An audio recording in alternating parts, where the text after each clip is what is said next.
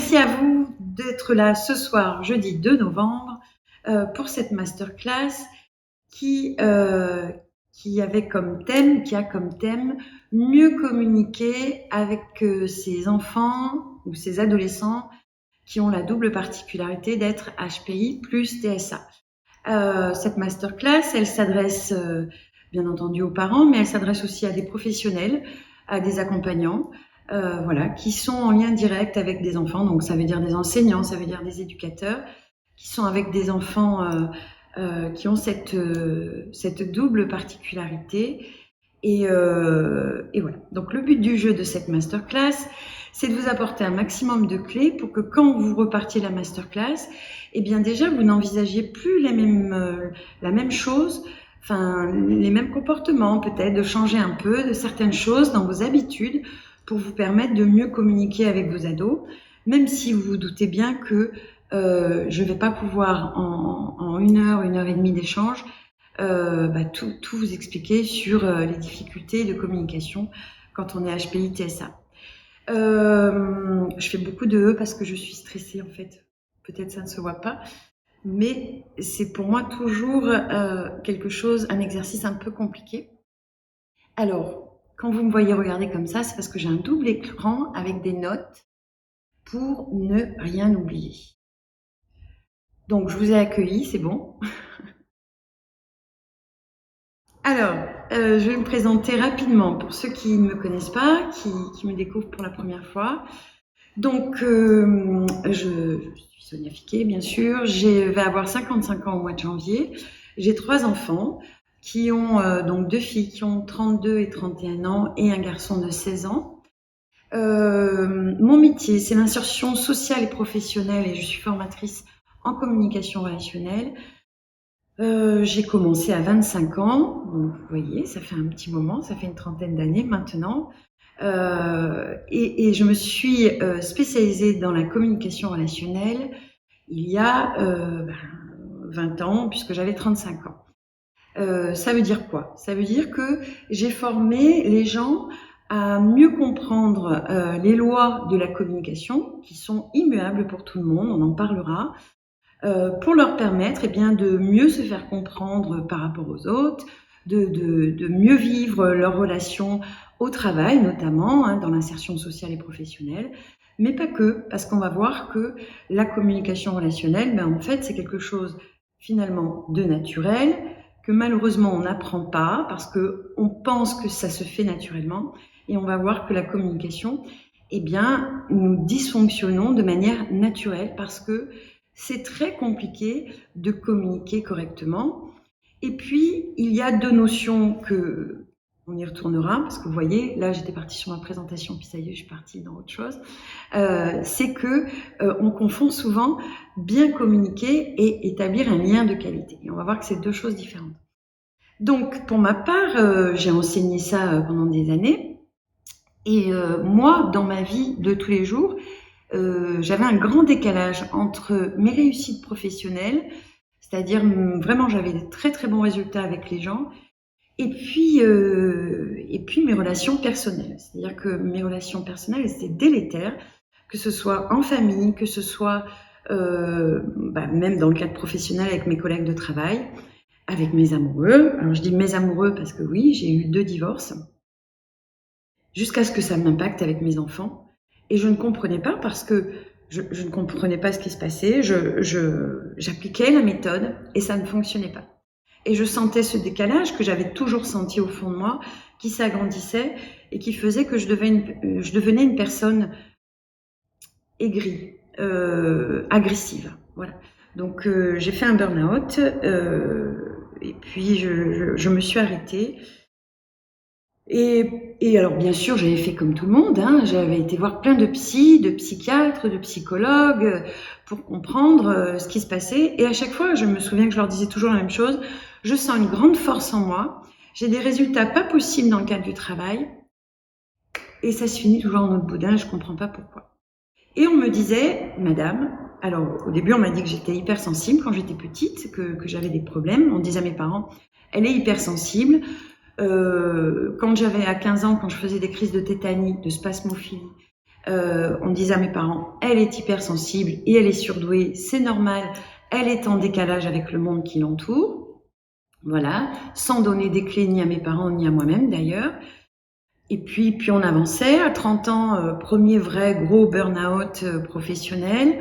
Pareil, le psy me dit, vous êtes surdoué, il faudrait passer des tests. À l'époque, on disait surdoué, on ne disait pas HPI. Il y a 20 ans en arrière, 25 ans. Et puis voilà, j'ai avancé dans ma vie comme ça, en décalage, en entendant que à chaque fois on me remettait sur la table que c'était normal que je sois décalée avec les autres parce que j'étais surdouée. Dans ma tête d'autiste, puisqu'on sait maintenant que je suis autiste, qu'est-ce que ça voulait dire? Dans la tête des gens qui ne savent pas qu'ils sont autistes, ça veut dire je suis supérieure aux autres. Entendez bien ce que je veux dire parce que c'est très important. Même si c'est pas ce que nous pensons, hein, c'est pas une question de j'ai envie d'écraser les autres. Nous sommes très généreux. Mais dans ma tête, c'était oui, les autres me comprennent pas, c'est normal, je vis plus vite, je pense mieux, mes logiques sont meilleures, donc c'est normal qu'ils me comprennent pas et que finalement ils restent sur le bord du chemin et que je sois seule. Voilà ce qui se passait dans ma tête. Pourquoi je vous dis ça? Parce que depuis que je suis les personnes qui sont HPI-TSA, eh bien c'est ce qu'on se rend compte. C'est que les personnes qui sont au potentiel, à un moment, dans le cadre de l'incompréhension qu'elles peuvent avoir avec les autres, se disent « c'est normal, je suis surdouée, je suis au-dessus des autres, je comprends mieux, je vois mieux, voilà ». Et donc, vous voyez comment on s'enferme petit à petit dans des rigidités. Et puis donc j'ai fait encore un burn-out à 48 ans, où j'ai tout arrêté. Mais je me suis dit, bon, qu'est-ce que tu sais faire, Sonia? Donc j'ai dit, je sais faire la communication relationnelle. Je vais m'occuper des personnes HPI, c'est-à-dire des personnes comme moi. Et donc j'ai commencé à fouiller, à faire mon étude de marché. Et ce que je voyais sur les forums, c'était que les personnes HPI parlaient toutes d'un décalage. Donc je me suis dit, il y a bien quand même un médecin qui a nommé ce décalage. Et c'est comme ça que, en tapant sur Internet HPI décalage, je suis tombée sur le syndrome d'Asperger, loin de penser que cette réalité était la mienne. Parce que l'autisme, c'est un handicap invisible, on va en reparler, et que donc moi j'étais dans ma réalité et je ne pouvais pas voir que j'étais porteuse de ce handicap invisible. J'ai commencé à fouiller, à me reconnaître dans les symptômes, c'est-à-dire oui, j'étais focus, oui, je devenais experte sur des choses, oui, les étiquettes me grattaient, vous savez, quand tu fais des tests sur Internet, voilà. Donc je me reconnaissais dans plein de choses. Et donc, à un moment, j'ai décidé d'aller me faire diagnostiquer à Paris, puisque moi, en région PACA, malheureusement, je n'avais pas d'expert. Et là, le diagnostic est tombé, on m'a dit « Oui, madame, vous êtes autiste. » Ok. Et vous repartez avec votre étiquette, votre test, vous êtes HPI, vous êtes autiste, voilà, vous avez la double particularité, super. Et on fait quoi? Vous pouvez aller dans les groupes d'autistes, voilà. Donc moi, j'ai commencé à me renseigner et je ne me reconnaissais pas dans ce que je voyais. Je suis allée voir des associations d'autistes Asperger et moi, je voyais des personnes qui se balançaient sur elles-mêmes, qui étaient très stéréotypées. Je ne me reconnaissais pas là-dedans. Donc j'ai commencé à vraiment fouiller le sujet et à comprendre mon handicap. Et c'est en comprenant mon handicap que là, je me suis dit, mais mince, on passe vraiment à côté de quelque chose quand on est HPI. Et comment faire pour expliquer aux gens cette réalité? Parce que finalement, ils ne me voient pas. Voilà. Et c'est pas en leur disant, je suis autiste, qu'ils peuvent comprendre ce que je vis de l'intérieur. Donc j'ai écrit un livre, je suis un peu longue dans ma présentation, mais si je le fais, c'est aussi pour vous expliquer un peu les étapes de comment on fonctionne et comment on va pouvoir sortir de ces rigidités qui nous enferment dans notre autisme et qui nous amènent à être malheureux. Donc voilà. Donc c'est un handicap invisible, on ne le voit pas. Et si on n'apprend pas ce que c'est réellement ce handicap, on ne peut pas vivre en harmonie avec, on ne peut pas être heureux dans ces relations parce que nous allons nous confronter tout le temps à des incompréhensions et on se dit mais qu'est-ce qui se passe? Pourquoi les autres ne me comprennent pas? Pourquoi je ne les comprends pas? Et on ne voit pas comment le handicap que nous avons s'exprime. Les autres le voient, mais ne comprennent pas ce qui se passe. Ils voient bien qu'on est bizarre, ils voient bien qu'on parle tout le temps de nous, ils voient bien qu'il y a plein de choses qui font qu'ils se disent « mais elle est bizarre cette fille ». Voilà. Et puis surtout, c'est qu'une fois que je l'ai su et que j'ai vu mon handicap, j'ai pu m'apercevoir que mes 3 enfants l'étaient. Et ça, c'est beaucoup de souffrance parce que, avec le recul, je me suis rendu compte que mes 2 filles se sont construites comme elles pouvaient. Voilà, avec une maman qui pouvait avoir des comportements inappropriés, que j'ai pu être par certains côtés maltraitante sans en être, alors que j'étais persuadée de tout donner à mes filles, enfermée dans mes propres rigidités, que je ne leur ai pas permis d'avoir l'accompagnement dont elles avaient besoin pour comprendre elles-mêmes. Résultat des courses, aujourd'hui, j'ai une enfant de 32 ans, qui n'est plus une enfant, qui est une adulte, mais qui est malade, qui a déclenché une maladie génétique dont elle était porteuse, parce qu'on va voir comme les gènes sont importants dans cet autisme, qui aurait dû se déclencher à 60 ans, et l'anxiété qu'elle a vécue toute sa vie a fait qu'elle l'a déclenché à 23 ans. Voilà, elle a un dysfonctionnement de la moelle osseuse. J'ai une deuxième fille qui, elle, parce qu'elle a accepté aujourd'hui de travailler, ça commence à aller mieux. Et puis surtout, j'ai mon fils de 16 ans. Ce petit bonhomme qui, à l'âge de 6 ans, faisait des crises que j'emmenais chez le psychologue en pensant que c'était à cause du divorce de son papa, qui me disait, le neuropsychologue me disait « Votre fils est très intelligent, il a un QI supérieur à la moyenne, il a 16 ans d'âge mental alors qu'il a 6 ans. » Donc, vous voyez, donc moi je me disais c'est chouette d'avoir un enfant au potentiel, waouh, super, on va en faire quoi? Un médecin, enfin voilà, les représentations qu'on peut avoir. Mais qui, comme elle me disait, c'est bizarre, il semble occupé derrière. Il y a quelque chose qui ne va pas, il semble occupé. Comme si il n'arrivait pas. Elle n'a pas vu l'autisme, elle est passée à côté. Voilà. Et tous les gens qui ont rencontré Dimitri, ne voient pas son autisme. Ses professeurs ne voyaient pas son autisme. Et donc, mon fils, qui est quand même, maintenant que je sais et qu'on le voit bien, oui, il est très marqué par cet autisme à différents stades. Il est dyscalculique, il est dysorthographique, alors que quand il passait les tests, il était au-dessus de la moyenne. Incroyable! On passe des tests chez le psychomotricien, on nous dit non, tout va bien, il est au-dessus de la moyenne. Et puis là, aujourd'hui, on comprend qu'à 16 ans, quand il lit, il ne comprend pas ce qu'il lit. Et c'est lui qui a pu nous l'exprimer en disant « Maman, quand je lis, je ne comprends pas ce que je lis parce que je ne peux pas être en train de lire et de comprendre. » Je pense que ça vous parle, les uns et les autres, tous. Voilà. Donc voilà, maintenant vous savez à qui vous avez affaire. Donc ça fait 2 ans et demi que je travaille qu'avec des personnes HPI, TSA. On a créé un programme de formation, on en parlera plus tard.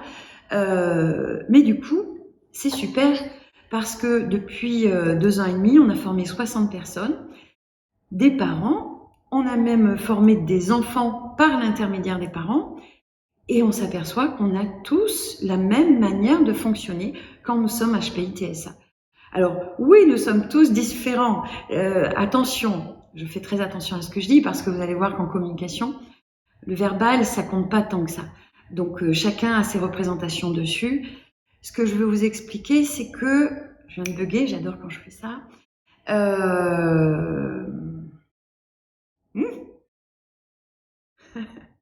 Vous savez ce qui se passe là, Difficulté à gérer plusieurs sens à la fois quand on est autiste et HPI TSA. Donc comme j'ai un peu le trac, j'ai perdu le fil.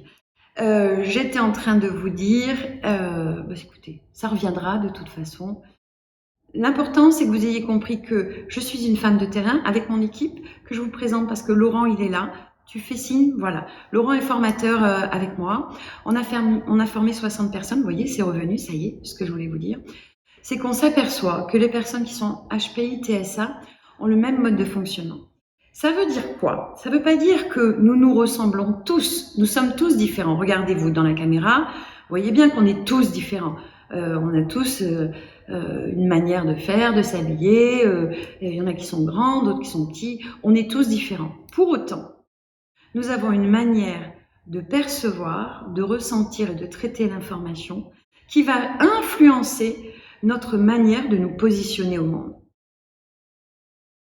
Une plante, si vous lui donnez pas d'eau,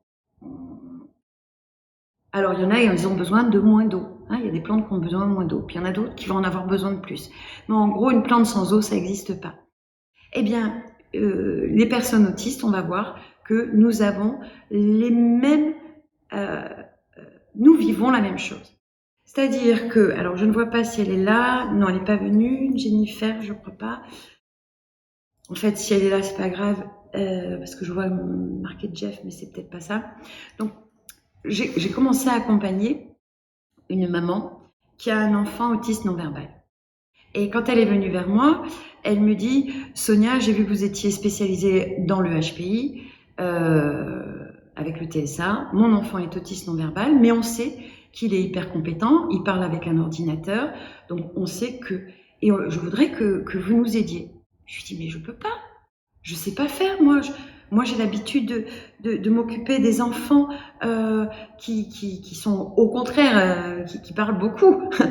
Les autistes Asperger, on a tendance à être bien verbal. Donc, et elle me dit, si, je suis sûre que vous allez pouvoir nous aider. Donc, j'ai commencé à me dire, mais finalement, comment je peux faire? Et j'ai commencé à la questionner sur son enfant en lui disant, est-ce qu'il fait ça? Est-ce qu'il fait ça? Est-ce que vous pouvez l'interroger sur, par exemple, son centre d'intérêt? Voilà. Et en fait, je me suis rendu compte que ce petit garçon Robinson de 8 ans, eh ben, il a la même logique que moi. Incroyable. Ben, vous savez quoi? Parce qu'on a su lui poser les bonnes questions. Ce petit garçon qui ne voulait pas parler parce qu'il ne voyait pas pourquoi il parlerait, eh ben, il a dit à sa maman, après qu'elle l'ait questionné, et qu'elle ait réussi à trouver les bons filons, c'est-à-dire à l'intéresser, on va le voir, il lui a dit d'accord. Et donc, ça fait 1 mois et demi que Robinson, il commence à parler, il a 8 ans, ou 10 ans même, non, il a 10 ans, voilà, donc non-verbal jusqu'à 10 ans, et là, il commence à parler. Parce qu'on a su parler son langage. Et c'est ça dont on va parler ce soir, c'est, je vais vous apprendre à parler le langage de vos enfants, et même, je vais vous apprendre peut-être à vous comprendre vous. Parce que je l'ai vu aussi dans toutes les réponses que vous m'avez faites, c'est que beaucoup vous me dites mon enfant a été diagnostiqué HPI-TSA et je suis en cours d'être diagnostiqué. Oui, parce que nous savons aujourd'hui que l'autisme, c'est 80% de génétique, c'est-à-dire des mutations génétiques qui vont impacter la construction neurophysiologique. Et c'est parce qu'on a une construction neurophysiologique différente qu'on va traiter l'information différente, de manière différente. C'est bon, tout le monde me suit? C'est bon? Bon. Alors, je reprends mon petit fil. Donc, l'autisme. Donc, vos enfants, ils ont été diagnostiqués avant tout HPI parce que l'autisme ne se voit pas, c'est un handicap invisible, c'est ce qu'on vit nous à l'intérieur et c'est comment on va traiter l'information. L'autisme, la représentation qu'on en a collectivement, c'est des enfants qui se balancent, qui se ferment, qui vont être mutiques ou qui vont faire des crises, voilà. Et les nôtres d'enfants, ils font pas ça, ou alors ils font ça de manière exceptionnelle. On prend ça d'ailleurs les 3/4 du temps pour un caprice. Oh, il nous énerve, il s'énerve pour un rien, voilà. Non. Ce qu'il faut comprendre, c'est que quand on est HPI, avec le TSA, on va pouvoir camoufler. Alors, j'aime pas trop ce mot camoufler, parce que camoufler, ça pourrait dire qu'on a l'intention que ça ne se voit pas, alors que c'est quelque chose qu'on ne contrôle absolument pas.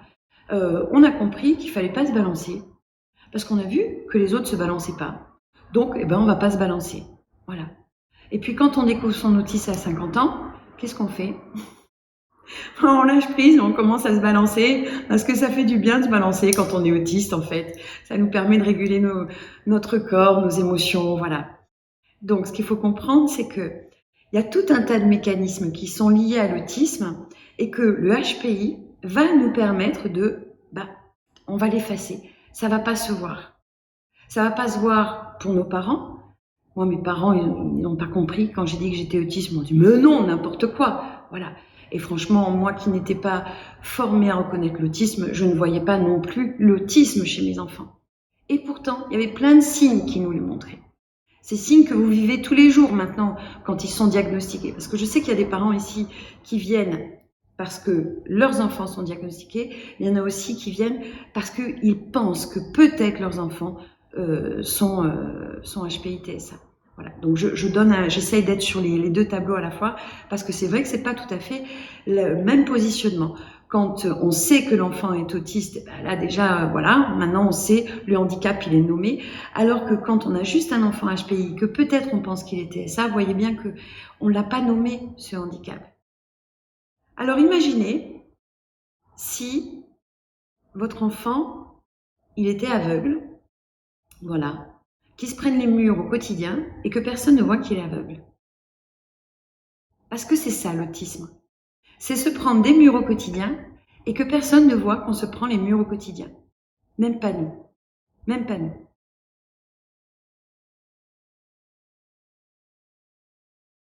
Je ne vais pas rester trop longtemps sur les causes de l'autisme et le HPI parce que j'ai plein de masterclass que vous pouvez retrouver sur YouTube qui expliquent qu'est-ce que c'est. Donc on va passer rapidement. Là aujourd'hui, je vais vous donner des clés. Je vais vous montrer pourquoi ça ne marche pas. D'accord ? Alors, hop, je reviens sur mon petit tableau. Donc, être autiste, ça veut dire quoi? Ça veut dire une ultrasensorialité. Ça veut dire que je perçois le monde beaucoup plus fort que tout le monde. Dans mes sens, mes oreilles, mes yeux, la pression atmosphérique, voilà. Je ressens tout à puissance 1000. Et vous ne le voyez pas. Et pire, je suis HPI, donc je compense. Et donc moi-même, je ne sais même pas que je suis agressée par mes sens. Je ne sais pas que quand je suis agressée par mes sens, je ne suis plus capable de traiter correctement l'information. C'est valable pour tout le monde ce que je suis en train de vous dire. Vous êtes d'accord que quand vous êtes fatigué, personne, quand il y a trop de bruit, on ne peut plus se concentrer sur ce qu'on est en train de dire. Eh bien, imaginez que, par exemple, cet exemple-là, vous le viviez tout le temps. Du matin que vous levez jusqu'au soir que vous vous couchez. L'intensité, donc la manière dont vous allez percevoir, elle va être énorme. Et personne ne sait que c'est trop fort, personne ne sait que ça sent trop fort, hein. Personne ne sait que ça vous fatigue les yeux, que la lumière, elle vous stresse, que ça vous mange l'intérieur, que vous avez mal à la tête, que vous avez... Alors si, les parents, ils entendent, les enfants, j'ai mal au ventre, j'ai mal à la tête, ils ont mal partout, ils vont l'exprimer. Et nous, on pense qu'ils sont juste contrariés. Non, ils sont en surcharge sensorielle. Et ça, ils n'en ont pas conscience. Nous n'en avons pas conscience. Sauf si on commence à travailler sur le handicap, c'est-à-dire à repérer ces moments-là. Où non, je ne suis plus capable. Il faut que je m'arrête. Là, il faut que j'aille me reposer. Là, il faut que je sorte de l'endroit où je suis. Là, il faut qu'on baisse les lumières. Là, il faut peut-être que j'ai un casque sur la tête parce que oui, le bruit à l'école, vous imaginez, hein, dans une cour de récréation, des gamins tout le temps. Et moi qui suis déjà sensible, voilà. Eh bien ça va pas faciliter la communication et ça va pas faciliter la communication le soir quand ils vont rentrer chez vous, quand ils auront passé 5 heures, 7 heures, voire 10 heures quand ils partent le matin parce qu'on les laisse à la crèche, enfin à la garderie, parce qu'on bosse et qu'on les récupère le soir à 18 heures après l'étude. Bien sûr que là, vous allez avoir beaucoup de mal à communiquer. Donc avant tout, l'autisme, c'est un problème d'ultrasensorialité qui va nous empêcher de traiter correctement l'information en termes cognitifs, donc en termes de raisonnement et de logique. Ensuite, nous avons une compréhension littérale. Alors ça veut dire quoi? Ça veut dire que, imaginez que dans votre tête, ce soit le brouillard en permanence. Parce que quand on est HPI-TSA, c'est comme ça que ça se passe. Les informations arrivent à fond. Et à un moment, il y a tellement d'informations que c'est le brouillard. Donc, il va falloir que je choisisse qu'est-ce que je retiens de toutes ces informations qui arrivent. Or, quand je suis autiste, j'ai, en plus de ma sensorialité, un deuxième problème, j'ai un problème de synchronisation des synapses. Ça veut dire que l'information, quand elle arrive, eh bien, elle ne va pas être conduite dans les zones correctement, elle ne va pas être hiérarchisée, elle ne va pas être organisée. Tout est important. Voilà pourquoi vos enfants, quand ils vous parlent, eh bien, ils n'arrivent pas à...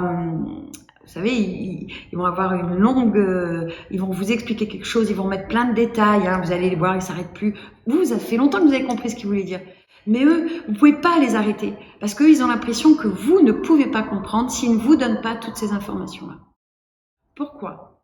Parce que quand nous sommes autistes, nous allons nous construire sur ce que nous voyons, ce que nous entendons, ce que nous pouvons toucher, c'est-à-dire tout ce qui est visible et palpable.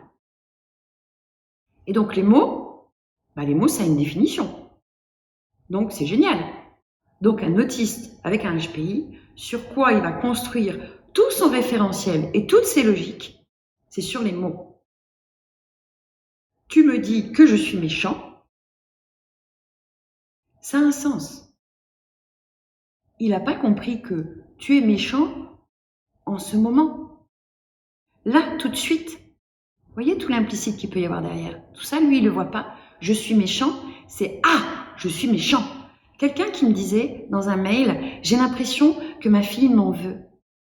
Oui. J'en ai voulu pendant très longtemps à mes parents et mes filles, et d'ailleurs ma fille avec qui je suis en rupture relationnelle, elle m'en veut.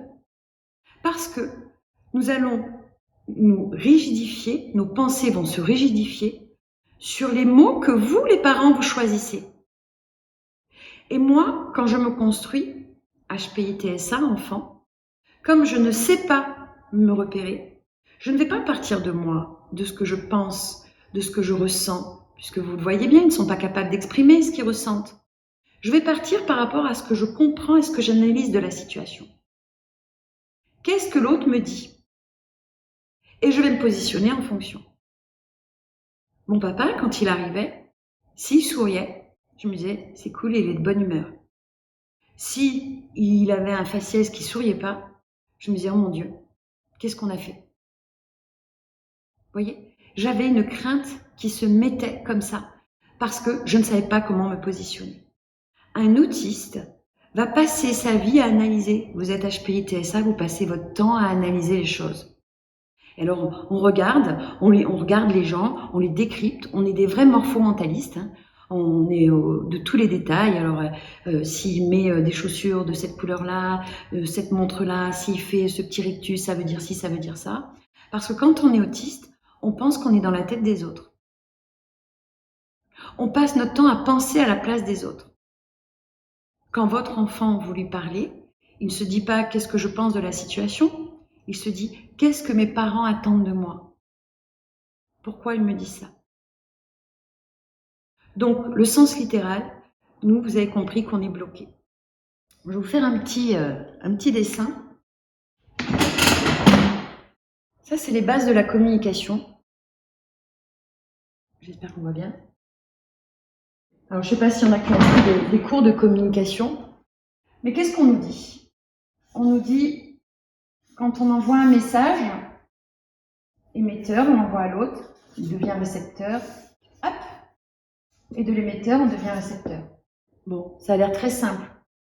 Donc, j'ai envie de dire quelque chose, je le dis à l'autre le reçoit, il l'entend, il le comprend, et puis c'est bon, ça marche. Alors, déjà, quand on n'est pas autiste, je peux vous dire que ça ne marche pas comme ça. C'est-à-dire qu'entre le message pur que vous avez dans la tête, qui représente 100% du message, d'accord? Ce message pur, votre pensée, vous allez devoir la transformer en mots. D'après vous, dans la communication, dans tout ce qu'elle comporte, Le verbal, ça représente combien de pourcents? Ceux qui savent, qui ont déjà fait les cours, parce qu'il y en a, pas la peine de le dire. Est-ce que vous avez une idée du pourcentage du verbal? Ça représente quelle importance dans la communication? Allez, qui se lance? 10%, on me dit. 20%. Qui dit plus? Qui pense plus? Bon, ça va. 7%. Les mots, c'est 7%. Et nous, quand on est autiste, on ne le sait pas. Nous, quand on est autiste, on va tout baser là-dessus. Quand vous discutez avec vos enfants et qu'ils ne vous comprennent pas, de quoi vous allez débattre? De la définition du mot.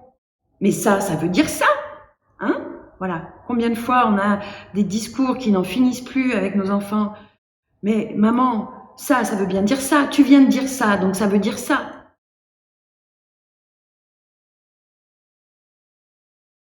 « 7% de verbal. Ensuite, qu'est-ce qu'il y a d'autre dans la communication? Le non-verbal. C'est quoi le non-verbal?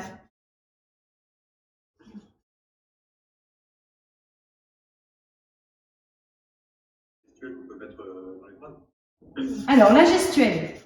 Ok. L'intonation. L'intonation. Ok. L'expression du visage. Les expressions faciales. Les mimiques. Ok. Quoi d'autre? Le kinesthésique. Alors, qu'est-ce que vous mettez sous ce mot kinesthésique? Le fait de toucher pour accompagner, quand on parle, notamment aux enfants, il y a beaucoup de kinesthésique, ça toucher peut rassurer. Ok. C'est dans la gestuelle. Hein? C'est dans la gestuelle. Ah! Alors ça, c'est pas là. On va en parler. Parce que justement, ça, le non-verbal, avec gestuel, on va rajouter la posture et tous les choix exposés. Ah bah je l'avais mis la posture. Les choix exposés, c'est toutes les informations que l'on voit, que l'on entend, que voilà. Hein? Dans la voix, vous avez marqué intonation, il y a aussi le débit. Hein? L'intonation, c'est une chose, mais si je parle vite, ou voilà, ça nous renseigne aussi sur l'état d'esprit dans lequel l'autre peut être. Ce non-verbal-là, ça représente combien dans la communication d'après vous? 50? Oui, 50%. 38. Ça veut dire que là, est-ce que vous voyez qu'il manque toute une partie qui est aussi du non-verbal? Mais celui-là, ce non-verbal-là, est-ce que vous voyez que c'est un non-verbal que l'on peut voir, qui est palpable? Il est palpable, il est visible. Donc quand je suis autiste, j'apprends comment? J'apprends en imitant, en regardant. Donc c'est plus que 50. Alors c'est quoi ici? Les implicites. C'est l'implicite, exactement.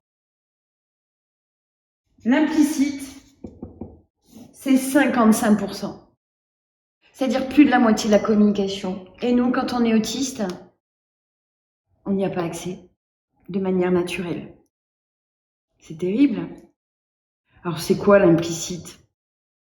Quand on est HPI, on met des définitions là-dessus, on sait. L'implicite, c'est tous les facteurs qu'il va falloir que je prenne en compte à chaque situation et que je n'ai pas appris. Parce que personne ne les a appris. Parce que personne m'a dit que à chaque fois ça recommençait, que chaque situation était nouvelle. Moi, dans ma manière de me construire, qu'est-ce que je fais? Je vois un truc, je me dis, ok, alors quand maman elle fait ça, il faut que je sois comme ça. Ok. Donc quand la situation se rapproche, je vois que maman elle fait ça, ok, je vais me mettre comme ça. Sauf que c'est pas tout à fait la même situation. Et là, je vais perdre le contrôle. Maman, elle va pas comprendre pourquoi je réagis comme ça, parce que moi, ça me fait penser que cette situation-là, elle ressemble à celle que j'ai vécue après. Quand vous parlez avec vos enfants et vos ados autistes, comment ils font pour vous expliquer quelque chose? Vous expliquer la journée, pour vous expliquer, pour entrer en interaction avec vous. Et d'ailleurs, c'est pour ça que vous dites qu'ils sont autocentrés ou égocentriques. Ils vont vous parler d'eux. Parce que la seule manière de nous repérer, c'est de repartir de nos propres expériences pour pouvoir vous expliquer ce que nous sommes en train de vivre et comment nous le vivons. Est-ce que c'est clair ce que je suis en train de vous dire? C'est très important. Vous savez, on dit que les autistes Asperger sont autocentrés. Et quand on est HPI, on l'a entendu, quand on est adulte, combien de fois vous avez dit voilà, qu'est-ce que t'es égocentrique, t'es pédante, t'es arrogante, tu ne parles que de toi, moi. Et vous le voyez dans vos enfants, c'est-à-dire leur incapacité à rentrer en relation avec vous, de vous exposer quand eux, ils ont besoin, et toujours par rapport à eux, incapables d'intégrer votre point de vue dans la conversation. Sauf quand ils ont besoin de quelque chose. Là, ils vont l'intégrer, votre point de vue. Ils sont intelligents.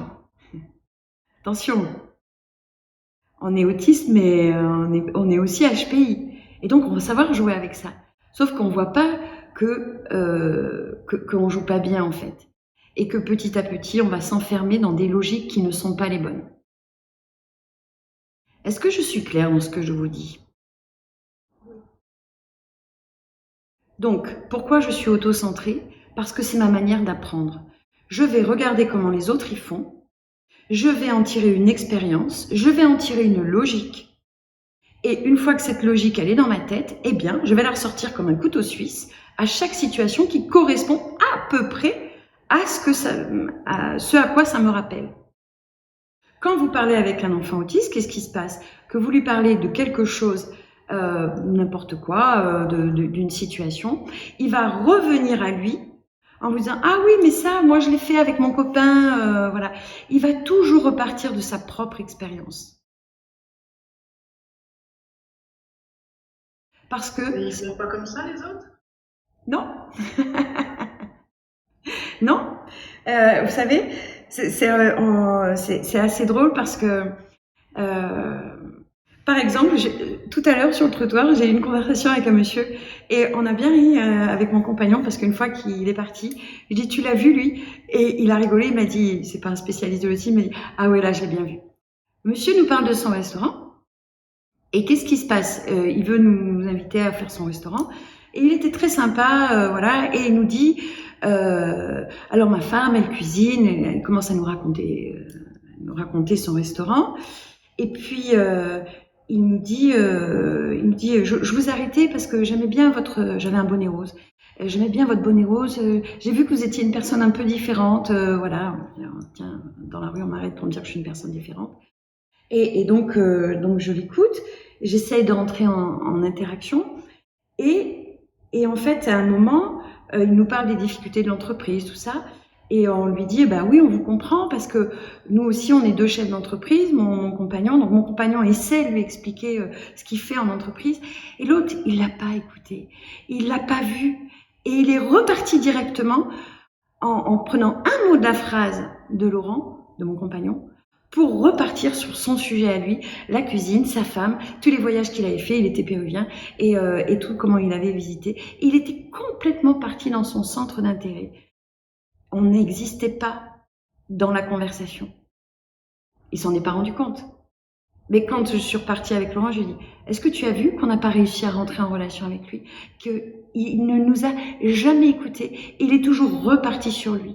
Eh bien, heureusement que non, que c'est pas tout le temps pareil. Heureusement que les autres savent faire ce lien et savent entrer en relation avec les autres. Alors qu'un enfant autiste ou une personne autiste, vous allez vous rendre compte qu'elle revient toujours sur son centre d'intérêt, ce qui l'intéresse. Vous savez, quand on est diagnostiqué autiste, il y a deux choses qui font que nous sommes diagnostiqués autistes. C'est nos problèmes d'interaction avec les gens et c'est nos centres d'intérêt. Et alors, on parle toujours de centre d'intérêt, les gens ne savent pas doser. Donc, on pense qu'un autiste, c'est quelqu'un qui est, c'est le geek, hein, coincé sur son ordinateur, il fait que ça, ou alors qui parle que des trains, ou quoi. Non, le centre d'intérêt, c'est le fait que nous allons tout ramener à nous, à ce qui nous intéresse sur le moment. Parce que quand on est HPI, ça veut dire quoi? Haut potentiel. C'est-à-dire que nous, on est multipotentiel. C'est-à-dire que tout nous intéresse. C'est pour ça que vous ne voyez pas nos centres d'intérêt. Mais si vous regardez la manière dont on décrypte l'information, la manière dont on rentre en relation avec vous, on ramène toujours tout à nous. Regardez-le dans vos enfants. Regardez comment ils vont rentrer en interaction avec vous. Ils vont venir quand ils ont besoin, quand ils ont envie. Et quand vous les sollicitez, si ça n'arrive pas au moment où eux, ils ont besoin, ben, ils ne vous répondent pas. Ils ne voient pas l'intérêt. Voilà. C'est tout à fait vrai. Donc, le fait d'être auto-centré fait que je vais me construire. Mais je ne le fais pas par égocentrisme. Hein. Attention, hein, mesurez bien les mots que je vous donne. C'est parce que je ne sais pas faire autrement pour me repérer. C'est-à-dire que dans la communication, pour qu'une communication soit bonne, il va falloir prendre en compte tout cet implicite. C'est à peu près une dizaine de facteurs que je n'ai pas appris. Il va falloir que je les comprenne. Et il va falloir que je les ressorte à chaque fois. C'est-à-dire que j'applique une méthode. Et cette méthode, en fait, les autres, ceux qui ne sont pas autistes, ils l'ont de manière innée. C'est-à-dire qu'ils ont bien compris que quand je suis en interaction avec l'autre, je l'écoute, je m'intéresse à lui, je vais faire le chemin pour aller vers l'autre. Nous, ça, on ne le sait pas. Mais c'est pas qu'on ne veut pas le faire. C'est qu'on ne sait pas qu'on ne respecte pas ces lois-là. Si on nous les montre, je vais apprendre.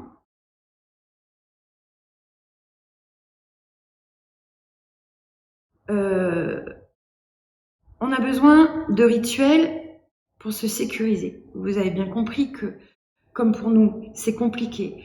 Les informations, elles arrivent par flux énorme, qu'on a du mal à les traiter correctement, on a du mal à hiérarchiser. Alors du coup, on va avoir besoin de rituels.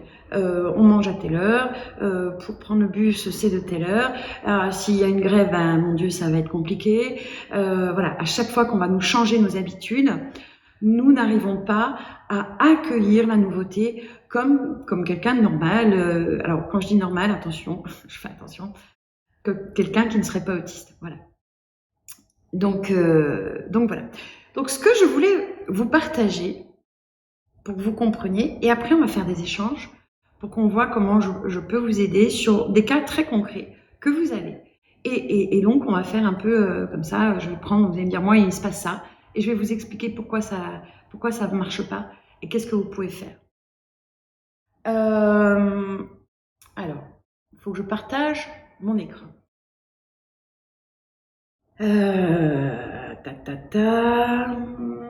Partager l'écran, c'est là.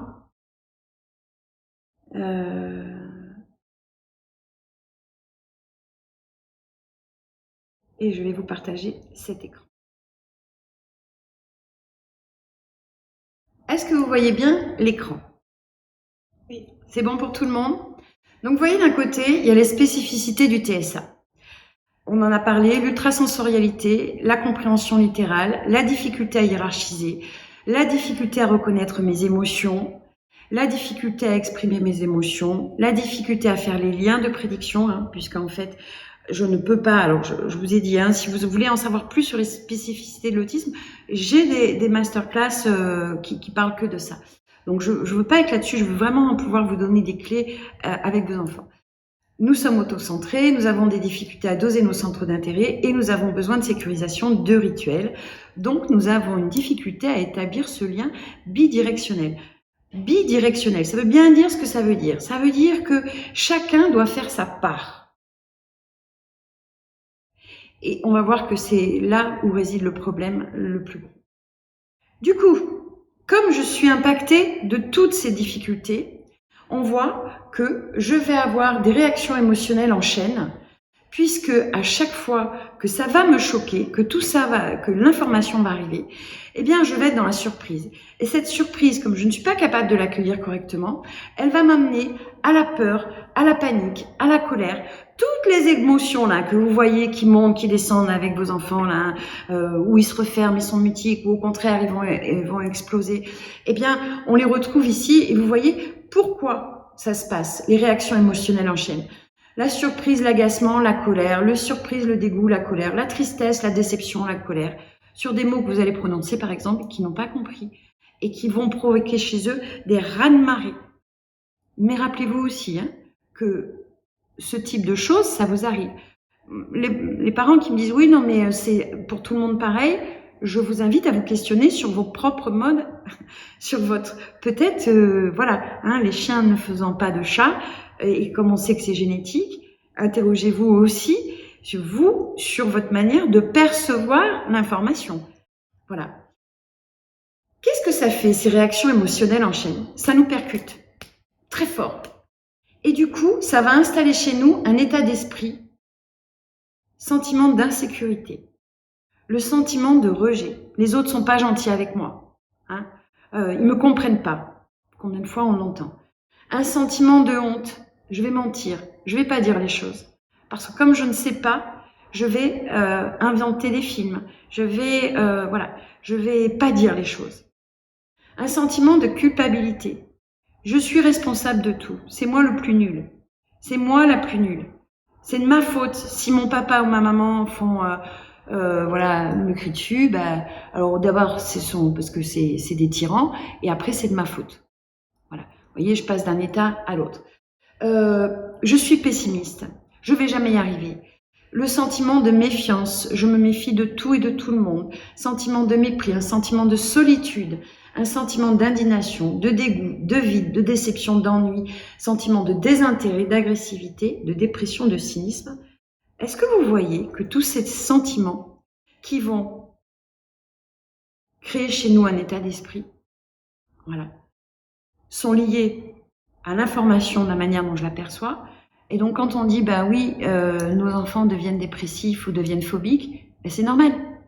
Puisque nous sommes agressés en permanence par nos sens qui vont provoquer chez nous des émotions en chaîne incontrôlables qui vont alimenter un état d'esprit négatif. Et du coup, je vais créer un raisonnement cognitif qui va être influencé, on le voit là, par les émotions. Donc un repli sur moi, je vais juger l'autre négativement, je juge, on va voir après les logiques. J'interprète, je projette, je suis coincée dans le second degré, je ne sais pas.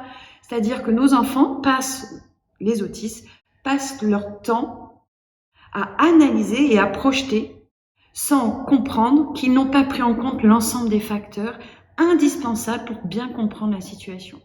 Et donc, le raisonnement va être biaisé. Alors, pas tout le temps.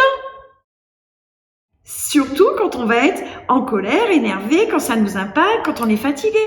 Mais sinon, le reste du temps, on peut être des super génies, avoir un bon raisonnement, c'est fluide. Quand vos enfants, ils sont intéressés, en sécurité, mais c'est des vrais génies. Je juge l'injustice de la situation, je me juge comme nulle. On juge beaucoup les autres. Quand on fait les tests, on le voit. On va porter des jugements sur tout. On a des avis sur tout. On a surtout des avis. Donc ça, c'est une petite phrase de Coluche. Mais oui, vous voyez ça, par exemple. Ça, c'est un encodage. C'est-à-dire que dans ma tête, cette phrase va appeler tout de suite chez moi un autre encodage. Et c'est ça l'autisme. C'est je vais implémenter des données et je vais les ressortir comme ça. Beaucoup d'autistes apprennent les blagues par cœur. Parce qu'en fait, on est tellement... Voilà. Donc, moi, j'ai passé ma vie à écouter Rire et Chanson quand j'étais enfant, et jeune. Et dans ce témoignage, j'entends beaucoup de parents qui me disent « Ah, mais moi aussi, j'écoutais Rire et Chanson. » D'abord, 1, pour comprendre les blagues, et 2, pour pouvoir les ressortir aux autres après, pour avoir de la répartie. Je complexifie les situations. Vous êtes d'accord? Vos enfants complexifient tout. Quelque chose qui pourrait être très simple, ça prend des proportions pas possibles. Pourquoi? Parce que vous allez voir que quand nous sommes lancés dans la communication, que nous voulons faire passer une idée, nous ne lâchons pas. Et donc, nous allons argumenter, sans être capable de voir que on n'est pas en train de parler de la même chose. Donc, on ne peut pas s'entendre. L'objet n'est pas le bon. On ne parle pas le même langage à ce moment-là, parents et enfants. J'intellectualise tout, je dois répondre à mes pourquoi, je me compare. Vos enfants passent leur temps à se comparer. Quand on est autiste, en fait, comme on n'a pas la bonne mesure, allez, je reviens sur moi, comme ça je vous vois, comme on n'a pas la bonne mesure de soi, on va passer notre temps à nous comparer. Voilà. C'est plus, c'est moins, c'est bien. Alors, vous allez dire, bah, les autres aussi, ils font ça. Oui, mais les autres, ils se comparent pour s'évaluer. Ils sont capables de repartir d'eux-mêmes en disant, bon, bah, lui, ok, il fait ça mieux que moi, lui, il fait moins bien, et moi, je vais choisir de faire ça. Alors que nous, ça va avoir un impact sur nous, sur notre manière de nous positionner. Donc, toute la difficulté relationnelle, je ne sais pas pourquoi il y a le pouce, toute la difficulté relationnelle que vous avez aujourd'hui avec vos enfants, c'est il faut comprendre le handicap pour bien se positionner. 2, il faut comprendre les facteurs de l'implicite pour savoir ce que vous ne prenez pas en compte et pouvoir leur réexpliquer pour qu'ils comprennent petit à petit que, eh ben oui, il va falloir prendre ça en compte parce que ça fait partie de la communication. Et ensuite, eh bien les appliquer au quotidien. Parce que si vous les formez au quotidien à une logique en fait de communication qui va être bonne pour eux et pour vous, eh bien vous allez voir qu'ils vont se transformer. Parce que quand on communique bien, on se fait comprendre. Et quand on se fait comprendre, eh bien la vie est beaucoup plus facile. Alors que quand on ne se fait pas comprendre, qu'est-ce qui se passe? Vous avez déjà vu un enfant qui n'arrive pas à se faire comprendre? Qu'est-ce qu'il fait? Il crie! Il n'arrive pas à dire le mot correctement, il crie, voilà, hein. C'est dur de ne pas se faire comprendre. Ben, imaginez que vous grandissiez comme ça et qu'à chaque fois que vous faites quelque chose, vos parents ne comprennent pas, mais pire, votre enfant ne comprend pas. Et alors nous, on fait plein de choses dans la journée parce que la pression, hein. Je vais vous donner un exemple. Le matin, moi j'étais une maman seule avec mes 2 filles. Et donc, le matin, il faut aller vite, il faut presser. Ma fille, donc ma fille autiste, TDAH, avait beaucoup de mal à faire ses lacets, beaucoup de mal à s'habiller, voilà. Et moi, au lieu d'être à essayer de comprendre pourquoi, je passais mon temps à dire « Qu'est-ce que t'es lente, Cassandre? Mais dépêche-toi, on va être en retard !» Vous imaginez ce que ça a implémenté chez elle? C'est terrible. J'ai passé toute son enfance à lui dire « Dépêche-toi, Cassandre, on va être en retard. Allez, dépêche-toi! Allez, mets tes chaussures, allez, Cassandre !» Sans comprendre qu'elle avait beaucoup de difficultés à mettre ses chaussures, que pour elle, c'était vraiment très compliqué. Parce que personne ne me disait que ma fille était atteinte d'autisme. Elle était très bonne à l'école, elle avait 17 en maths, elle était, voilà. Donc, comment on pouvait voir que cet enfant ne comprenait pas ou ne savait pas faire les choses, elle n'avait pas une motricité fine, comment je pouvais le savoir, moi? Et c'est parce qu'on ne prend pas en compte le handicap réel de nos enfants que nous ne pouvons pas avancer avec eux. Nous ne parlons pas le même langage. Voilà. Alors, on va... Excusez-moi, comme il y a quelqu'un qui passe, ça me perturbe. Du coup, je ne sais plus où est-ce que j'en étais. Je ne vais pas pouvoir en 1 heure vous expliquer tous les 10 facteurs, surtout que je vous explique. C'est que si je vous dis par exemple, alors je ne vais pas parler du cadre de référence, parce que dans le cadre de référence, poser bien le cadre de référence, c'est prendre en compte 10 choses. Donc c'est beaucoup de choses. Mais si je vous parle du principe d'équivalence, qui est le principe de dosage de la relation, donc c'est très important, le dosage de la relation, que chacun fasse sa part. Vous voyez bien que cette notion-là, il ne suffit pas de dire « Bon, alors il faut que vous dosiez bien la relation. » Ok, on fait comment? Non, il va falloir tout décrypter. Qu'est-ce que ça veut dire? Qu'est-ce que ça veut dire dans la tête d'une personne HPI-TSA? Vous, parents, comment vous pouvez mettre en place ce dosage? Comment vous pouvez dire stop? comment au contraire vous pouvez permettre à l'enfant ou à l'adolescent de prendre la parole, de se sentir en sécurité. Donc ce que je vous propose, j'espère que j'ai été un peu éclairante quand même, que je vous ai donné des clés. Donc les clés, c'est comprendre que comment on se construit fait que nous allons être dans l'insécurité. Donc la première des choses qu'il faut faire, il faut sécuriser vos enfants. Avoir un enfant HPI-TSA, c'est beaucoup de patience. Beaucoup, beaucoup, beaucoup de patience. Mais beaucoup de patience, ça ne veut pas dire leur laisser faire tout, hein. Pas du tout. Parce que si vous laissez tout faire, ils vont vous bouffer. C'est-à-dire que eux, ils n'osent pas, hein. Donc, si vous ne savez pas mettre le cadre, si vous ne savez pas rétablir cet équilibre, eh ben, ça va pas fonctionner. Et alors, comment on va rétablir cet équilibre? Certainement pas en criant et en disant c'est comme ça. C'est moi le père, c'est moi la mère, c'est comme ça. Oui, mais pourquoi? C'est comme ça. Non, non, ça c'est pas possible. Réponse inacceptable. Inacceptable, mais encore plus pour une personne HPI-TSA. Parce que si vous lui répondez pas, ou si vous lui expliquez pas pourquoi, ben elle va se faire sa propre logique. Et donc elle va croire que vous voulez l'empêcher de faire quelque chose. Elle va croire que vous êtes contre elle. Et voilà comment ce lien il se délite aussi. Donc il va falloir à chaque fois expliquer. Et si c'est raisonnable et bien expliqué, il va l'entendre.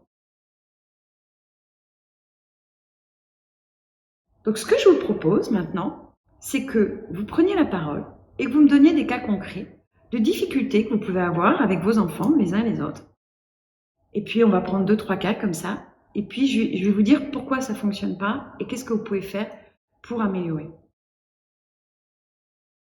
Allez, qui se lance? Vous n'avez plus de problème avec vos enfants? Super. Enfin, on a tout résolu. Par contre, si vous prenez la parole, je vous demande d'ouvrir vos caméras, parce que j'ai besoin de voir vos têtes. Alors, parce que là, j'ai iPhone 3, je ne sais même pas le prénom.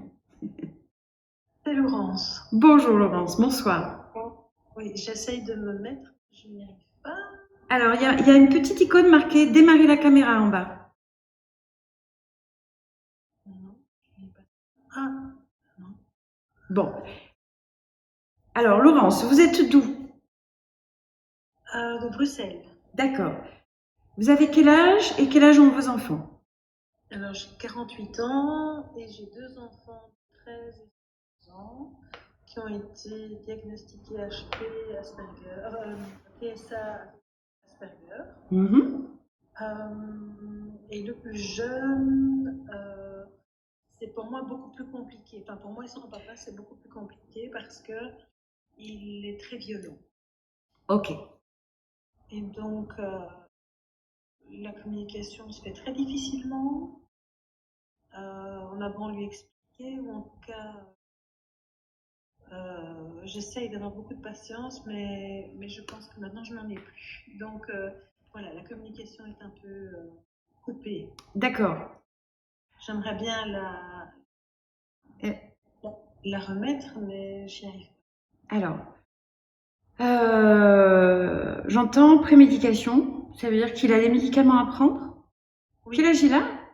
13 ans? 13 ans. 13 ans, d'accord. Il est diagnostiqué depuis combien de temps? 2 ans. D'accord. Est-ce qu'il connaît son handicap? Est-ce qu'il l'accepte? Alors, il connaît son handicap, mais ne veut pas encore l'accepter. Quand vous dites il le connaît, ça veut dire il sait, par exemple, qu'il a... Il met un nom. Non, mais vous voyez, là, vous n'écoutez pas. Pardon, excusez-moi. Non, mais c'est intéressant. La question, c'est pas est-ce qu'il met un nom? Est-ce qu'il sait ce que c'est d'être autiste? Est-ce qu'il sait, par exemple, qu'il est très sensoriel et que quand il est fatigué, il ne va plus pouvoir traiter l'information correctement? Est-ce qu'il le sait, ça? Il ne veut pas savoir ce qu'il... Enfin, il sait qu'il est autiste Asperger, mais il n'a toujours pas accepté d'entendre ce que ça représente pour lui. D'accord. On lui explique. Vous lui expliquez. D'accord. Je lui explique régulièrement que voilà, en fin de journée, il y a la fatigue qui est aidant, etc. Qui fait que ce ne sont plus des moments où on discute, où il faut se reposer. Mais est-ce que lui, c'est sa demande de se reposer? À quel moment vous discutez avec lui alors, si vous ne discutez pas le soir? Mais en fait, Hugo est maintenant en internat. Oui. Depuis qu'il est rentré en secondaire. Ce qui lui convient vraiment très bien. On a vu avec les médecins. Il a acquis une certaine autonomie. Vous savez pourquoi ça lui convient?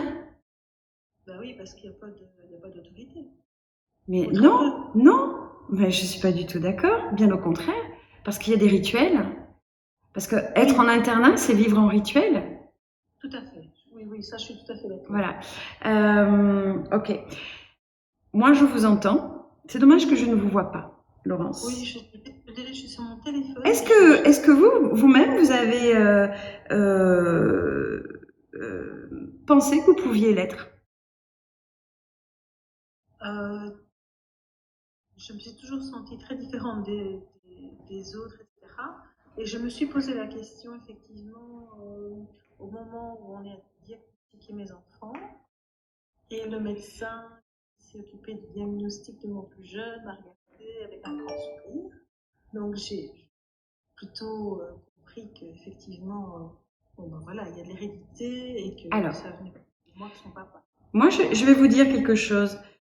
C'est que, vous voyez, je vous entends, je vous vois pas et je vous ai entendu très très peu.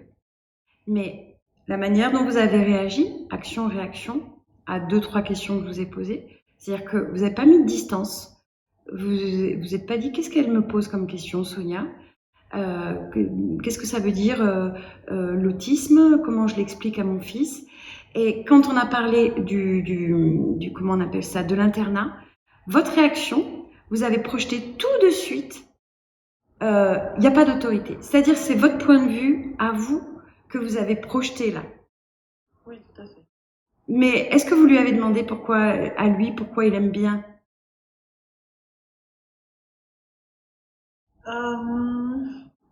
Pourquoi il aime bien? Oui. Mais est-ce que vous lui avez posé la question? Non. Bon, on va s'arrêter là, Laurence. Parce que moi, je sais ce que je vois là. Ce que je vois, c'est qu'en fait, il y a de grandes chances que vous soyez vous-même autiste. Et si en plus les personnes qui ont diagnostiqué votre enfant vous l'ont fait dire un peu, voilà. Ce que je vois, c'est que en fait, quand on est parent d'enfants autistes, il y a de grandes chances qu'on le soit, mais on peut ne pas l'être. Il y a une chose qu'il faut faire, c'est qu'il faut questionner son enfant. Et c'est parce que vous allez le questionner que vous aurez les bonnes réponses. Et il ne faut pas penser à sa place. Jamais. Parce que vous n'êtes pas dans la tête de votre enfant, comme votre enfant n'est pas dans votre tête. C'est-à-dire que quand il vous dit non, mais je suis sûre que tu penses ça, non. Je vais te dire ce que je pense, et toi, tu vas me dire ce que tu penses, toi. On ne questionne pas assez nos enfants. Nous, en tant que parents, on veut à tout prix, alors c'est comme ci, c'est comme ça, les règles c'est ci, les règles c'est ça, voilà, il faut de l'autorité, c'est votre représentation. J'ai une maman qui est médecin à Bruxelles et qui a une jeune fille qui est en cours de diagnostic HPI-TSA et la maman a été diagnostiquée. Et elle devait aller chez le psychiatre.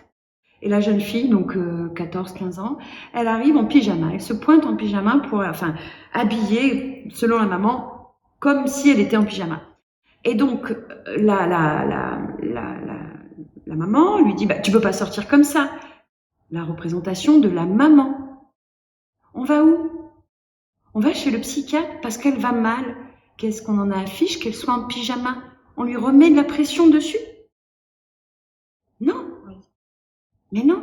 Et vous voyez, ce que nous voyons facilement chez les autres, nous ne le voyons pas pour nous-mêmes. Nous ne voyons pas comment nous sommes coincés dans nos points de vue. Et en tant que parents, nous, on est coincés dans notre rôle de parent en disant « je suis un parent, alors il faut surtout pas que je manque d'autorité, parce que ça veut dire que je suis pas un bon parent.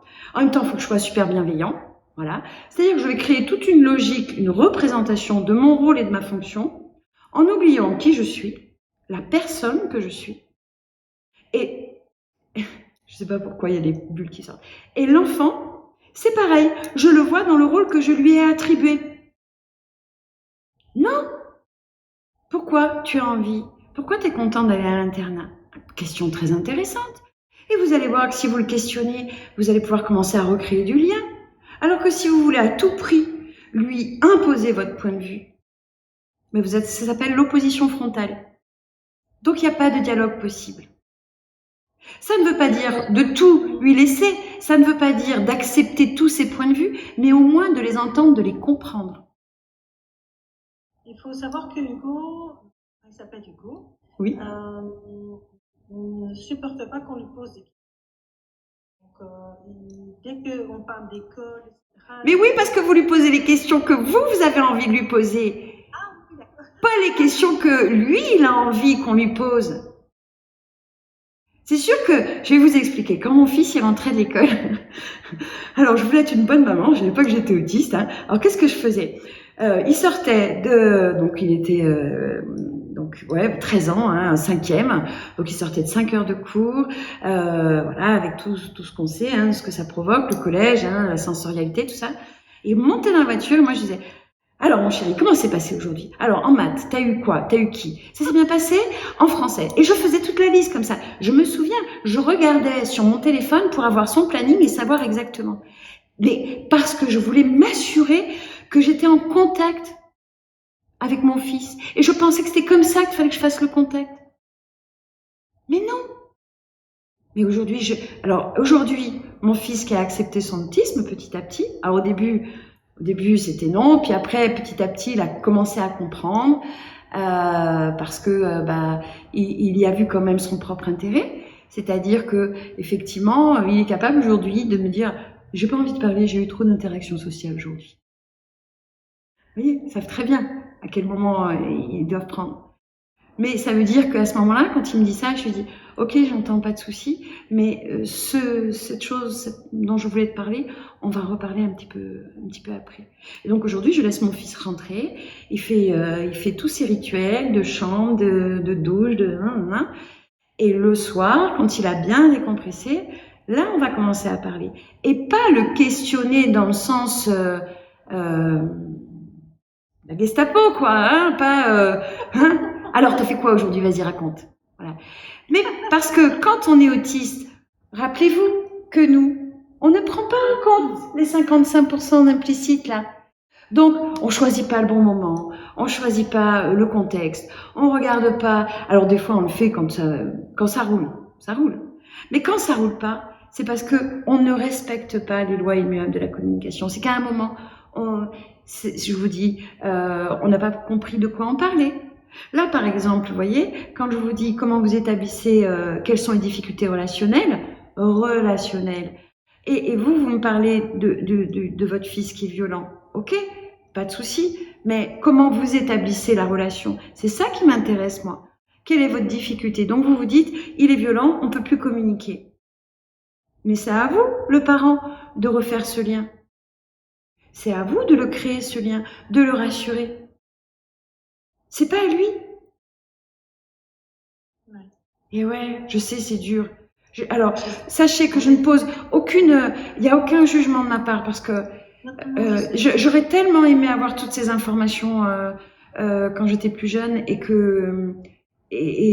qui ont conduit à quand même pas mal de maltraitance sur mes 3 enfants parce que je savais pas que j'étais moi-même autiste. Donc, je voulais à tout prix qu'ils rentrent dans le cadre de ce qu'on me demandait. Et qu'est-ce qu'on me demandait? D'en faire des bons citoyens, hein, donc la loi, le truc, tout ce qui était écrit, palpable, machin, voilà. Mais comment eux, ils le vivaient, le fait que Dimitri il aille pas à l'école parce qu'il était tout le temps malade, je le vivais très très mal, j'avais honte, je culpabilisais. Aujourd'hui, mon fils, il va pas à l'école, ben il va pas à l'école. Et ben s'il a besoin d'une demi-journée pour reprendre, moi j'ai des parents, j'ai une dame qui est venue avec un petit garçon, 8 ans, Eden, en plein diagnostic. Je l'ai vu mardi matin. Eden a une maladie génétique, donc ils sont passés à côté de l'autisme. Je pense que qu'ils vont enfin pouvoir le voir. Il a une maladie génétique qui fait que cet enfant ne peut pas déféquer. Et donc en fait, il a une couche, il a 8 ans, et donc il va à l'école avec une couche. Et elle me dit, il est en phobie scolaire quand il rentre de l'école, maintenant à midi, donc elle allait chercher quand même 2 fois pour le changer dans la journée. Quand il rentre à midi, il vomit, il pleure, il ne veut plus à l'école. Je dis, mais on va vous mettre une couche remplie. Vous allez voir si vous allez avoir envie d'aller travailler, si vous allez avoir envie d'être avec les autres.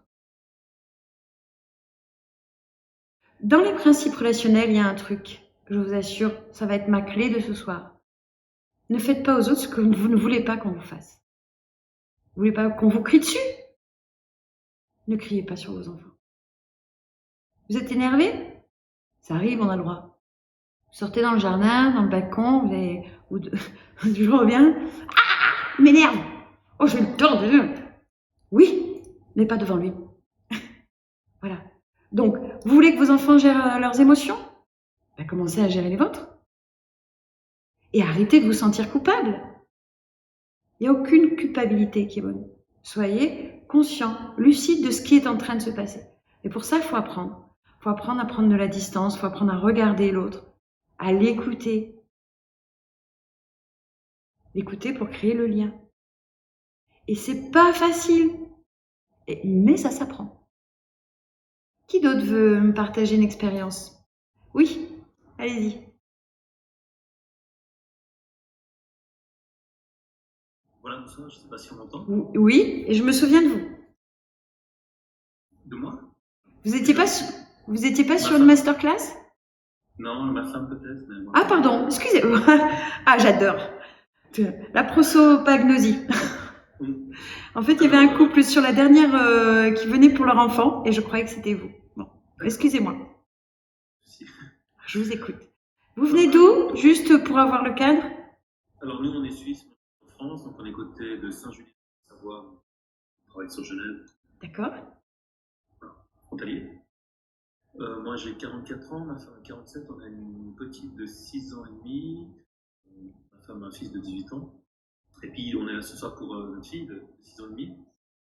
Et nous, en fait, parce qu'on a aussi lancé les procédures pour se faire diagnostiquer sur le PSA, moi, j'ai eu 5 ans un psychothérapeute qui m'a bien fait comprendre que... Et puis, ce qui revient souvent, en tout cas dans mon cas, c'est qu'on me dit, mais en fait, toi, tu as ce câblage, donc ta fille a le même câblage, tu dois savoir comment c'est. Moi, je l'ai su à 8 ans. Et en fait, je ne sais pas vraiment comment faire et on a pas mal de choses qui me déstabilisent. Beaucoup de clés, le fait d'avoir toujours besoin de mettre des détails. Moi, j'ai ma fille, avec le recul, c'est absurde. Il y a un matin qui voulait me réveiller et qui voulait absolument montrer qu'elle pouvait compter jusqu'à 1000. Ça crée des moments. Enfin, je prends du recul, c'est absurde, c'est drôle. Il faut beaucoup de patience. C'est complexe à gérer. Et nous, en fait, ce qu'on a de la peine à comprendre, c'est l'interaction. Forcément, il y a beaucoup d'intensité. Et quand c'est pas mon intensité, c'est celle de ma femme. Quand c'est pas celle de ma femme, c'est celle de aussi. C'est comme ça. C'est le tumulte un peu permanent. Notre fille a eu une explosion du langage à 1 an et demi. Elle a un vocabulaire. Oui. Et vraiment à mettre des mots parfois hyper précis oui. sur des concepts qui sont assez pointus. Et c'est vrai que nous, on a une difficulté à nous dire que oui, il y a cette maturité intellectuelle, mais sur le plan émotionnel. Non, c'est pas une maturité intellectuelle. C'est juste une capacité à apprendre beaucoup de mots. D'accord. Vous voyez, ça, c'est très autistique, ce que vous venez de faire. C'est-à-dire qu'on va mettre de la valeur sur des choses en fonction de comment nous, on a envie que ce soit. Et c'est pas de la maturité, c'est juste une capacité de mémoire de fou. Et elle a bien compris que plus elle apprend des mots et plus elle connaît la définition, et plus ça la rend intelligente aux yeux des autres. Et pour donner peut-être les choses qui sont complexes à gérer pour nous, bon, déjà la temporalité, après il y a plutôt de motricité fine, mais c'est vrai que pour elle, le temps, elle part, enfin on a l'impression du moins, là, je ne peux pas les donner ressenti, qu'elle part vraiment un petit peu dans son monde et c'est difficile d'arriver à la reconnecter une temporalité avec tes chaussures. Ouais. Bah oui, ça l'intéresse pas. Pourquoi voulez-vous qu'elle le fasse? Alors l'école m'intéressait quand même. Bah oui, mais c'est pour ça qu'il va falloir aller la chercher là où ça l'intéresse. C'est-à-dire qu'à un moment, on va mettre des règles en place et des règles qu'on va définir ensemble, mais qu'on va respecter. Mais il faut que ça soit intéressant. Parce que sinon, vous pourrez faire ce que vous voudrez. Et vous voyez, et c'est tout la difficulté de l'autisme HPI. C'est que d'un côté, vous ne nous ferez jamais faire quelque chose qu'on n'a pas envie de faire. Et de l'autre côté, le premier qui parle et qui parle bien, on va le suivre et on va faire n'importe quoi. Parce qu'on a une immaturité affective, parce qu'on ne sait pas bien décrypter les intentions des autres. Voilà, il y a ce problème d'intention au milieu. Hein. Donc, le quotidien va se roder quand vous allez réussir à doser justement, entre les rituels qu'on garde, qui sécurise, et parce qu'elle va avoir ça et que vous allez lui expliquer, alors elle va pouvoir accueillir les moments où ben, là ça change. Voilà. Mais déjà, il va falloir le dire. Parce que nous, il faut pour qu'on comprenne, il faut qu'on nous le dise, il faut qu'on nous le montre, qu'on nous le démontre, et qu'on nous le redémontre. Sinon, ça marche pas. Non, parce que je faisais parler avec moi, je m'étais engueulé avec le formateur, il avait compris qu'à partir du moment où il ne devait pas m'imposer les choses, ça pouvait jouer. Voilà. Sur le vocabulaire, on va y revenir parce que c'est très important. Vous dites, elle a un vocabulaire de fou. Mais c'est pas parce qu'on fait des phrases compliquées qu'on les comprend. Non, elle comprend. C'est bien ça. Il faut bien comprendre que savoir utiliser des bons mots, faire des belles phrases avec des bons concepts, ça ne veut pas dire comprendre ce qui se passe, comprendre la vie, savoir établir la relation. Ouais. Vous savez pourquoi vous pensez ça? Parce que si vous êtes en diagnostic, c'est que nous, on a besoin de repères. Donc, les mots, c'est important. Et du coup, un enfant qui parle très bien, ça veut dire qu'il est plus intelligent. Non, ça veut dire qu'il sait mieux, qu'il a été plus vite là-dessus. Voilà. Est-ce qu'il va savoir mieux s'en servir après? On ne sait pas. Ça va dépendre.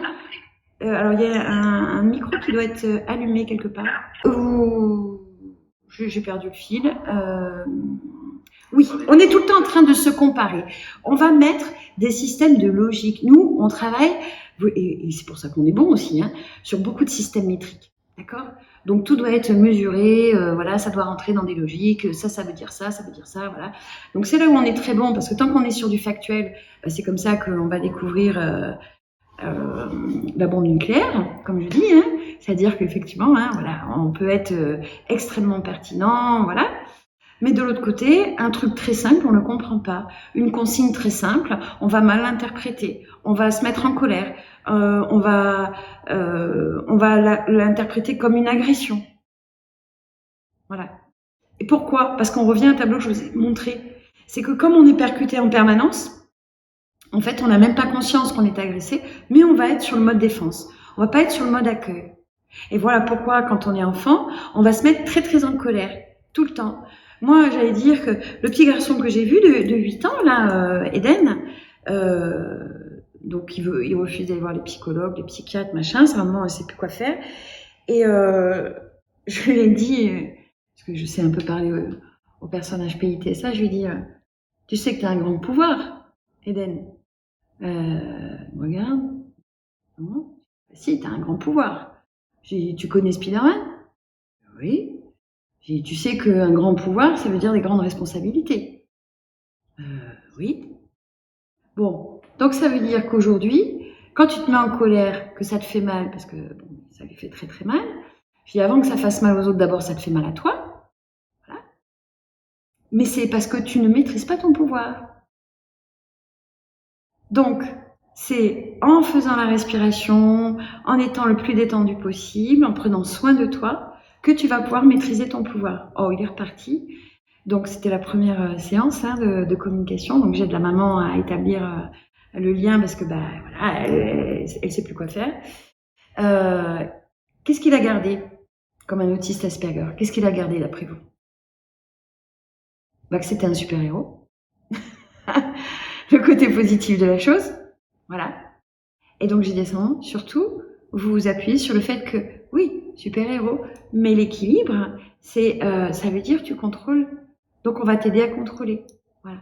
Donc comment? Eh ben déjà avec toute la panoplie sensorielle dont un petit garçon autiste a besoin. Hein.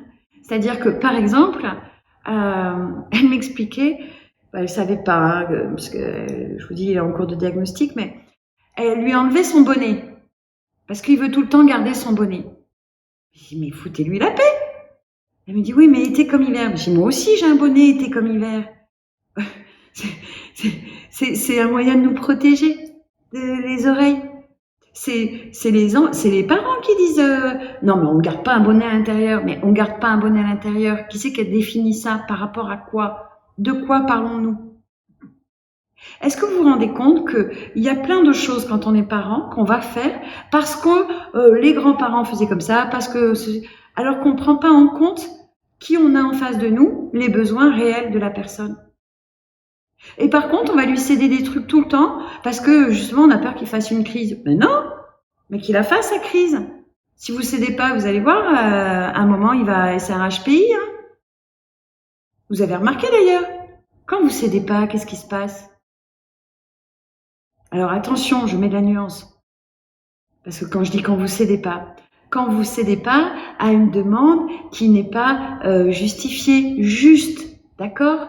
Il faut apprendre qu'est-ce que c'est une demande justifiée. Voilà. Comment vous savez, vous, qu'une demande, elle est bonne? Principe relationnel. Compliqué, hein? Eh ben, c'est tout ça qu'il faut prendre en compte. C'est tout l'implicite qu'il y a derrière. Voilà. Je vais pas prendre la... Allez-y. Je peux poser encore 2 questions?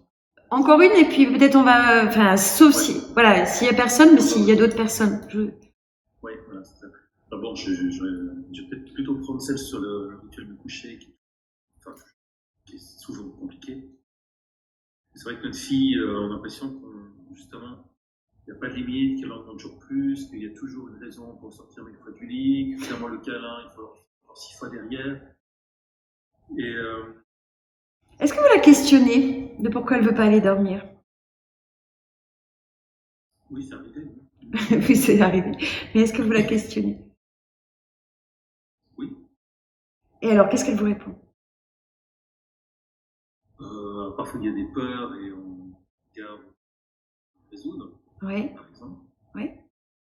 Il phobie des insectes, elle voit des formes, parfois sur un rideau. Elle explique que les choses négatives lui restent en tête le soir et que ça lui fait peur. Mm-hmm. Donc il y a tous ces éléments-là qu'elle va mentionner. Ça vous prend combien de temps le rituel du coucher? Ça dépend de l'histoire. Non, mais en général. Une moyenne.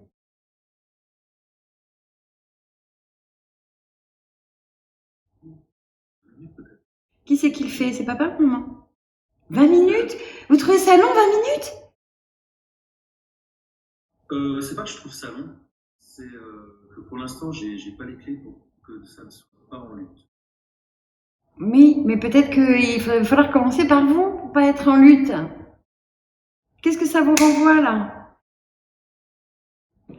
Alors le rituel, je vais vous donner, c'est bon, c'est valable pour tout le monde. Hein. Faut prendre le temps parce que dites-vous bien qu'un enfant autiste, ça ne s'arrête pas. Si vous êtes autiste, vous le savez, ça ne s'arrête pas. C'est pas parce que vous fermez la porte que ça va s'arrêter.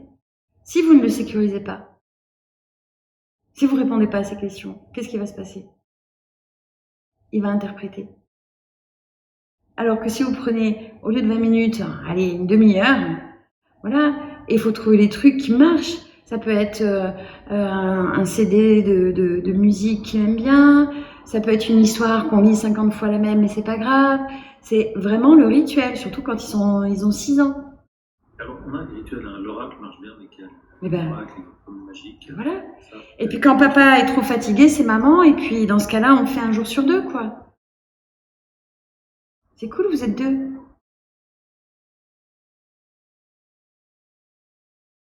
En fait, je crois que c'est la fin de journée et c'est l'intensité. C'est pas tant la longueur, mais c'est l'intensité. Mais oui, mais c'est bien ça. En fait, vous demandez à vos enfants ce que vous-même, parents, vous n'arrivez pas à faire. en fin de journée. Eh ben, non mais c'est terrible. Hein. Alors, encore une fois, il n'y a pas de jugement là-dessus. Hein. C'est Ah non, mais exactement ça. Moi, je souris parce que ça me parle. Hein. On est fatigué et donc c'est plus compliqué. Donc c'est pour ça que l'organisation avec une personne HPI-TSA, c'est très important. Parce que ça va permettre à tout le monde de... Voilà. Mais on a le droit aussi de dire des fois on est fatigué et de dire bah non ce soir là c'est pas possible. Mais quand on est deux c'est bien, on peut avoir le relais quoi, quand même. Ok. Est-ce que d'autres personnes voudraient poser une question? Moi, je vais bien essayer. Oui? Donc, désolé pour le teint, c'est ma caméra qui est bizarre, mais je suis pas. Pas de souci. Donc vous vivez où? Vous avez quel âge et quel âge ont les enfants? Donc, moi, c'est Jean-François, j'ai 41 ans, ma compagne Aurélie a 40 ans. On a 2 enfants, Marius qui a 6 ans et demi et Agathe qui a 3 ans. Donc c'est conflictuel avec Marius régulièrement. Enfin, moi et Marius, c'est très conflictuel d'ailleurs. Je sais pas vraiment pourquoi. Déjà, moi, je manque de patience, je pense. J'ai découvert il y a quelques années que j'étais certainement HP. J'ai pas fait les tests. C'était suite à l'hypnose pour un concours pour essayer d'avoir plus confiance en moi. On a fait tester Marius par le score de WISC, je crois. Et là vous me parlez que de HP, hein. Il n'y a pas d'autisme là derrière. Ben, on ne sait pas en fait. On n'a pas fait de test. Là, on fait un suivi avec une psychologue pour essayer de gérer toute ces hyper-émotivité et colère. Parce qu'en fait, on est un peu démunis par rapport à ça. Quoi. Et qu'est-ce qui provoque les colères? Tout et rien. Une consigne, un rituel qu'on a mis en place qui ce jour-là ne lui convient plus. Voilà, ça peut partir pour un peu tout et rien. Et donc vous avez contacté un CRA pour essayer de voir s'il y avait de l'autisme derrière? Alors, pour l'instant, on est plus sur la psychomotricienne qu'il accepte de voir, parce qu'on a fait pas mal de séances de psy, au bout d'un moment, il en avait marre. Non mais stop. S'il est autiste, le psy il va rien faire. Hein. Parce que c'est pas ça le problème. S'il est autiste, c'est que, vous avez entendu, l'autisme c'est avant tout une ultrasensorialité qui l'agresse. Donc, s'il est autiste, il va falloir mettre en place des mesures pour gérer cette ultrasensorialité. C'est un handicap invisible, vous ne le voyez pas, et la psy, si elle n'est pas formée à l'autisme, elle va pas le voir, surtout s'il a un HP il a 6 ans, il est chez le psychologue. Oui, en effet, ouais, on allait voir une psy, ouais, plusieurs fois. Ouais. Moi, je vous engagerais à prendre contact avec un centre régional autistique pour faire les tests. Parce que s'il est autiste, je vais vous dire, en fait, alors, pourquoi les psychothérapies, ça marche pas quand on est autiste? Est-ce que vous savez? Est-ce que vous avez une idée les uns les autres? Est-ce qu'il y en a certains qui en ont fait? Parce que ça lui impose je vais pas dire une pensée, mais ça ancre nos traumatismes. Et là, en plus, quand on est HP, on lui dit ce qu'on a envie à la psy, elle l'interprète. Alors moi, j'allais voir et je disais, mes parents ceci, mes parents cela. Je ne voyais absolument pas mon positionnement, moi, avec mes parents. Elle n'était pas capable de me faire prendre la distance. Et elle gobait, mais tous, hein, ceux que je leur disais, donc ils finissaient par me dire, Sonia, vous êtes trop intelligente et vos parents sont des pervers narcissiques. Tous. La réalité, c'est que je suis autiste et que je déformais aussi certaines choses de la relation avec mes parents. Quand vous parlez avec des enfants, des parents d'enfants HPI, TSA diagnostiqués, ils vous disent tous la même chose. Hein.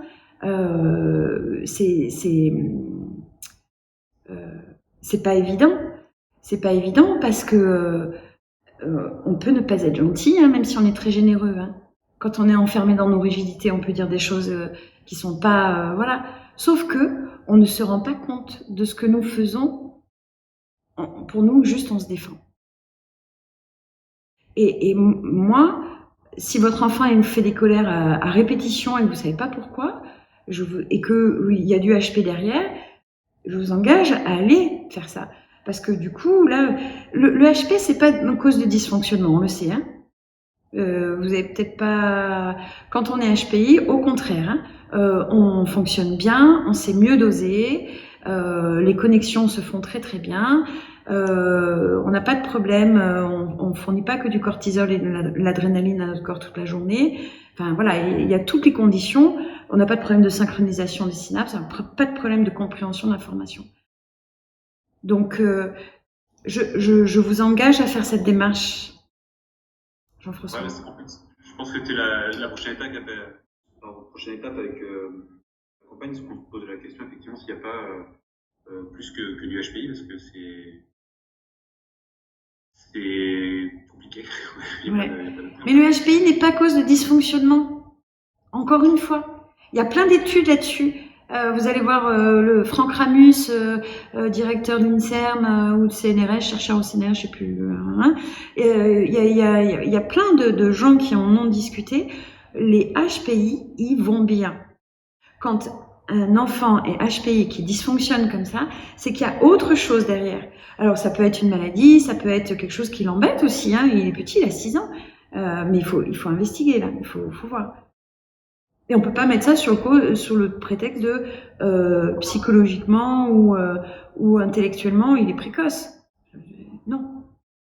Il y a quelque chose qui le fait partir en vrille. Il y a quelque chose qui le... Il n'y a pas que ça, parce qu'effectivement, depuis son plus jeune âge, pareil sur le vocabulaire, et sa sœur suit le même mouvement, il a un vocabulaire très évolué très rapidement. Là, il est en CP, donc il est sur l'apprentissage de la lecture, et on se rend compte qu'il commence à lire, mais il anticipe, en fait, il lit pas forcément les mots, en fait, il dit les mots qu'il veut voir pour son histoire. Exactement. Ben, ça, c'est quand même, voilà. C'est des petits, on va pas faire un diagnostic comme ça, hein, on est bien d'accord, mais c'est des petites choses qu'on valide, quoi. Parce que nous, on sait qu'on est focus. Quand on vous parle, vous n'entendez, quand on est autiste, on n'entend pas la phrase dans sa globalité. On va entendre le détail qui nous percute. Et on va réagir sur ce détail-là. Donc, quand votre fils s'énerve, peut-être la première des choses, c'est de lui demander qu'est-ce qu'il a compris dans la consigne que vous venez de lui donner. Parce que peut-être qu'il a mal compris cette consigne. Tout simplement. Et du coup, ça génère chez lui, d'un seul coup, de l'énervement. Voilà. Moi, j'ai beau appliquer ma méthode, et dès que je suis en stress, aujourd'hui j'avais pas mal de stress parce que, voilà, nouvel environnement, la tempête, est-ce que je vais avoir la bonne connexion, nanana. 2-3 fois, mon chéri m'a parlé, j'ai pas entendu correctement. Donc j'ai vu que je répondais de manière un peu sèche et tout. Bon, ça va que il me connaît et que voilà, il m'en veut pas parce qu'il sait que c'est voilà. Et puis on va en parler tout à l'heure. Je vais lui dire pardon, excuse-moi. J'étais un peu voilà. Mais vous voyez, on cristallise plus. Mais lui, il a pas les moyens de le dire. En fait, quand on est autiste, on ne comprend pas l'information, mais on ne sait pas qu'on ne comprend pas l'information. On croit ce qu'on a compris. Je pense voir à peu près le truc parce que du coup, en vous écoutant, moi j'ai découvert il y a quelques temps que j'étais peut-être HP. J'ai mis du temps à l'admettre et en vous écoutant ce soir, je me dis est-ce qu'il n'y a pas quelque chose de plus derrière donc, Et oui. Et comme vous dites, les chiens font pas des chats. Franchement, il faut investiguer parce que et il faut investiguer sur des gens qui savent faire. Faut vous renseigner dans vos régions, vraiment de trouver parce que la problématique c'est que le HPI compense tellement l'autisme que si vous tombez sur des personnes qui ne sont pas formées à l'autisme de haut niveau, on peut passer à côté de la plaque. Moi, j'ai un enfant, il était il commençait à attaquer sa maman avec un couteau et tout. Enfin, c'était gros problème. Ils sont venus me voir. Moi, je ne sais pas diagnostiquer l'autisme chez les enfants et je ne suis pas habilitée à le faire. Mais j'ai reconnu chez la mère. Donc, je l'ai envoyé à Paris. Ils ont consulté à Paris une neuropsy spécialisée dans l'autisme Asperger avec du HPI. Et le diagnostic est rentré. Et ben avec le diagnostic qui est rentré, donc avec l'équipe là-haut de Paris, la neuropsy et le psychiatre, quand ils sont rentrés dans la région PACA, la pédopsie a dit n'importe quoi. Donc, elle n'a pas voulu prendre en compte la difficulté réelle de la famille, quoi. Donc c'est en France, on est là-dessus, on est. Je sais pas si vous avez vu ce matin, j'ai fait une petite publication sur LinkedIn. Aux États-Unis, un enfant sur 36 est diagnostiqué autiste. En France, 1 sur 100. Alors, il y a plus d'autistes aux États-Unis qu'en France? C'est des tests qui sont pas. C'est comme tout. Mais, Je pense qu'en France, on a encore beaucoup à faire là-dessus. Je prends une dernière question. Oui? Alors moi, je m'appelle Odile, je suis la mère de 2 enfants, dont ma grande fille qui a bientôt 23 ans. Oui. Moi, je reconnais un peu tout ce que vous avez dit au niveau de la communication, et moi, j'appelle ça la rigidité. Quand on discute, ça part très vite en conflit, parfois juste sur un mot mal choisi. Et je me demandais comment, justement, parce qu'en fait, même si on essaye de changer le mot, parce qu'on se rend compte qu'il a été mal interprété, en fait, c'est déjà trop tard, quoi. Alors, c'est très intéressant ce que vous dites. Vous dites c'est déjà trop tard. Est-ce qu'elle a 23 ans, votre fille? Est-ce qu'elle a travaillé sur son handicap? Est-ce qu'elle sait que de manière naturelle, est-ce qu'elle a accepté que de manière naturelle, elle ne comprend pas toujours correctement l'information? Eh ben, en fait, c'est ça le problème. Alors déjà, elle est diagnostiquée depuis 1 an seulement. Elle a été diagnostiquée plutôt HPI, et puis comme vous disiez, on s'est fait berner parce que nous, on nous a dit elle est HPI, c'est normal, elle ne comprend pas les autres, voilà, tout un tas de bêtises a priori. Et en fait,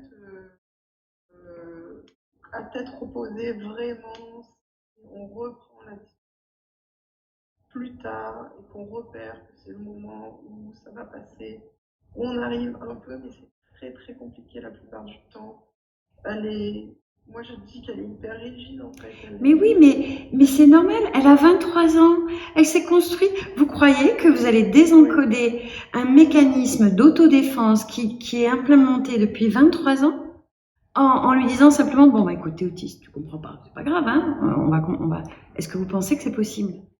Non. Non, justement. Donc ça veut dire que vous, maman, vous vous énervez jamais. Si votre fille, elle avait, je sais pas moi, s'il lui manquait une jambe et qu'elle puisse pas descendre les escaliers correctement, vous l'aideriez à chaque fois, même si c'est pénible de descendre, voilà, vous le feriez?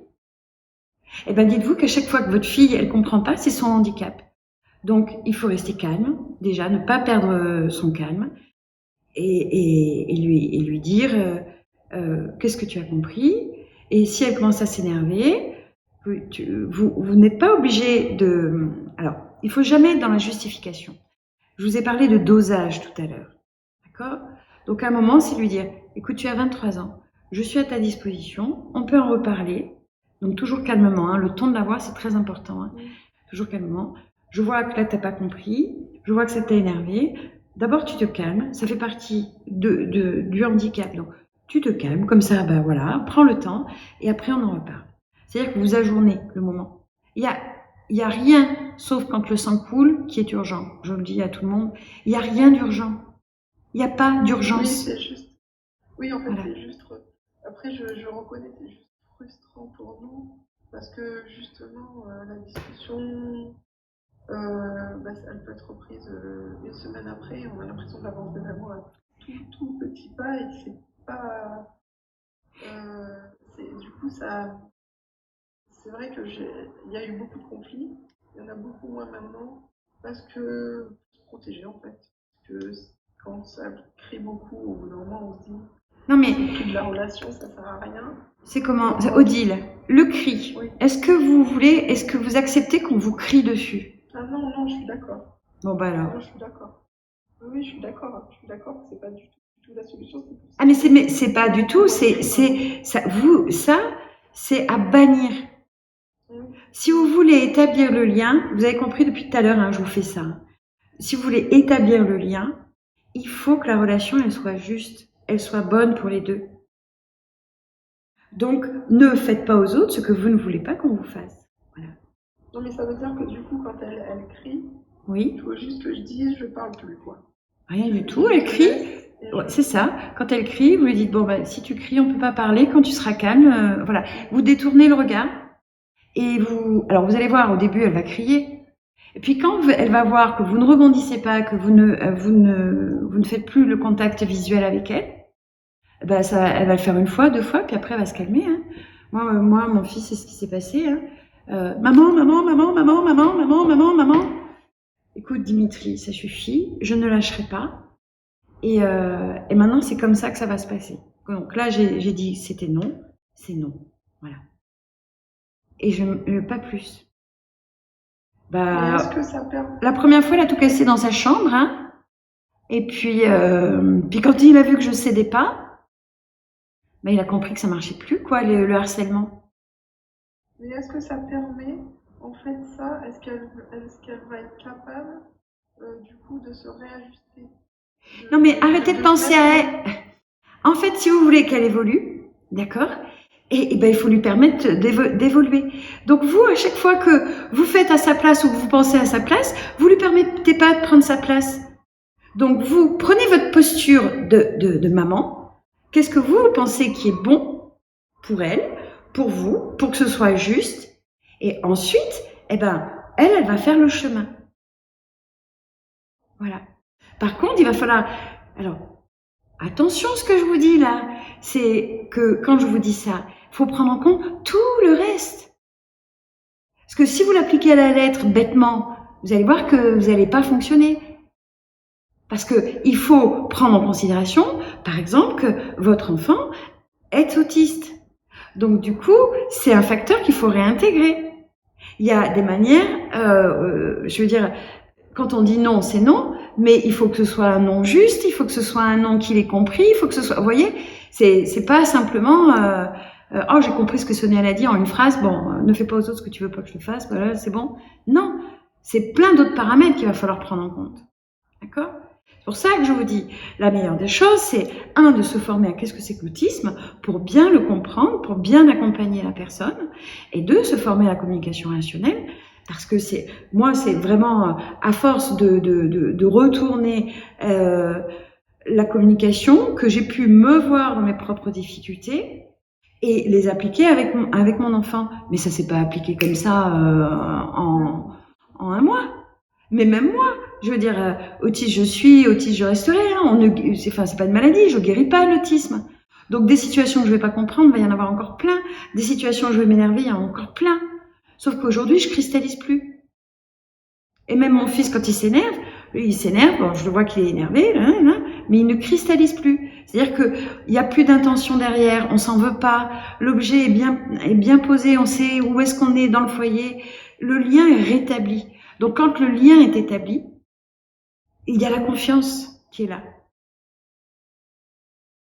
Mais ce lien, il s'établit en comprenant bien comment l'autre il fonctionne, c'est quoi ses particularités, c'est quoi ses peurs, c'est quoi, voilà, comment il vibre, comment il perçoit l'information, comment il la ressent, voilà. Et quand votre fille est fatiguée, c'est pas le moment de lui mettre des injonctions, par exemple, parce qu'elle va encore moins les entendre que d'habitude.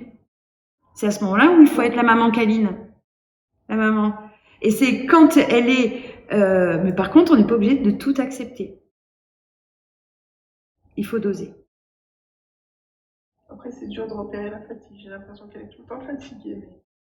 En fait, vous allez voir que plus elle va comprendre le handicap, c'est pour tout le monde pareil. Plus on comprend le handicap, plus on se sent plus en décalage, parce que du coup, on comprend pourquoi les autres ne comprennent pas. Donc déjà, c'est... Et du coup, on le vit de mieux en mieux. Moi, mon fils, avant, il cassait tout. Non, il casse plus. Mais du coup, vous disiez que la prise en charge psychologique, c'est pas ça qui va faire qu'elle va se comprendre. Mais est-ce que c'est la prise en charge neuropsychologique qui qui va jouer ce rôle-là pour l'aider Si, il faut être accompagné par des spécialistes de l'autisme. Ça peut être un psychologue s'il est formé à l'autisme. Voilà. C'est la condition sine qua non.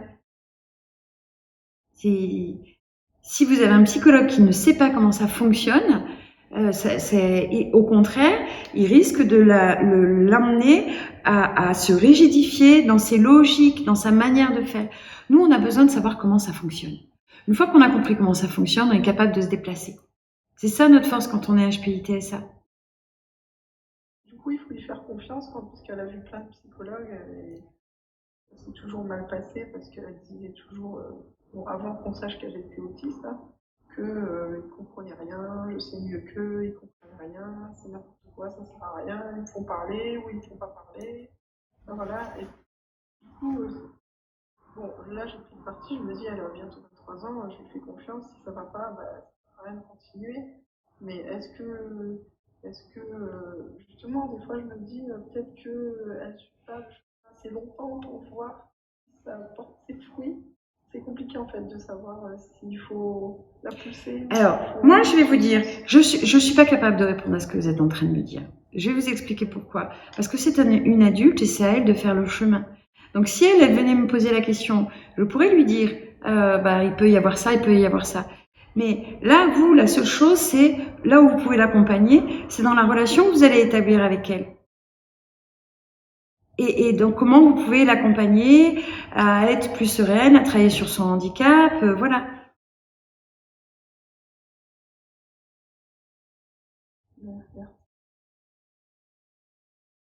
Bon, je sais pas quelle heure il est. Il est tard?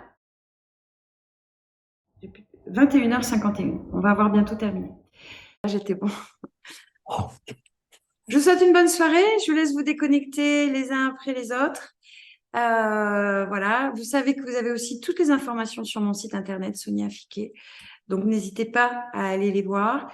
Voilà. Et est-ce qu'il y avait d'autres questions? Non? C'est bon? Alors, je vous laisse vous déconnecter. Au revoir à tous et merci de votre confiance. Merci d'avoir été là.